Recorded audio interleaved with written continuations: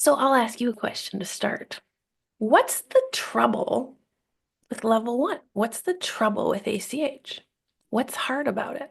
What challenges have you had with your own customers?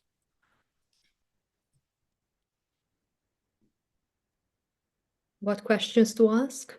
Yeah, it's very hard to know sometime, like, well, what's the next question? Or even what series of questions should I do? Is that what you mean?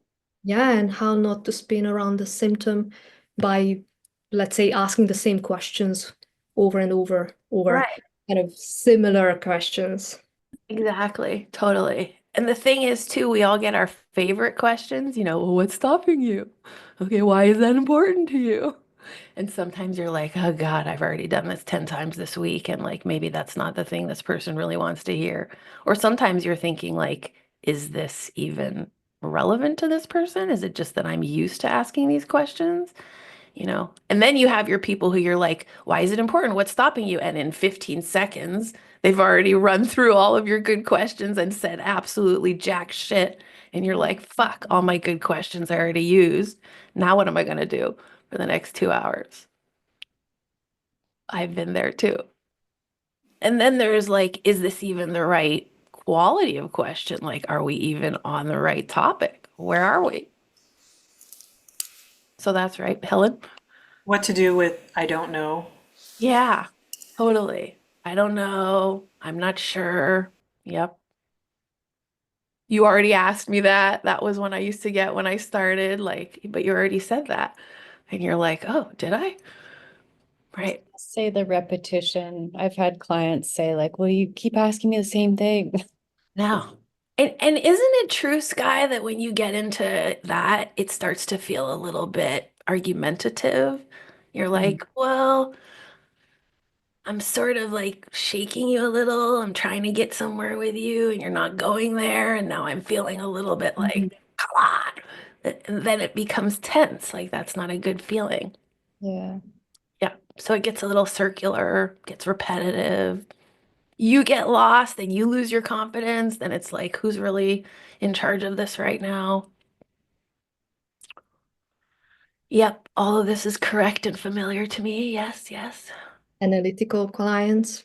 Yeah, totally. Exactly what level two is designed for, by the way. Like, let me just say this, Naomi, or how do you say your name? Noemi? Noemi. Very pretty. I love that. Analytical clients, let's just be honest, they're not good candidates for ACH. Sometimes you can get through knots with ACH, but a lot of the time your analytical clients feel attacked because they're analytical. So as soon as you ask them something, they're like, already back on their heels. So what are you supposed to do with those types of people? And by the way, in the same category as analysts, I also think of teens, like teen clients, which I love. And I think I'm going to change my niche to teens because it's really my favorite. But they're not that great with that analytical thing. First of all, their minds haven't evolved to that kind of place yet. And also, they're just not in the mood to argue. Like they want something else. So what are we supposed to do with that? Analytical people, people who are hard to penetrate. I don't know. Uh, what else did we say was challenging? Repetition. Anything else? Just people who tell stories over and over and over. They don't stop and think about what you're asking. Yes. Spin around the symptom.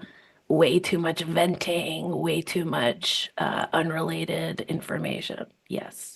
Okay. So these are the problems. Any others?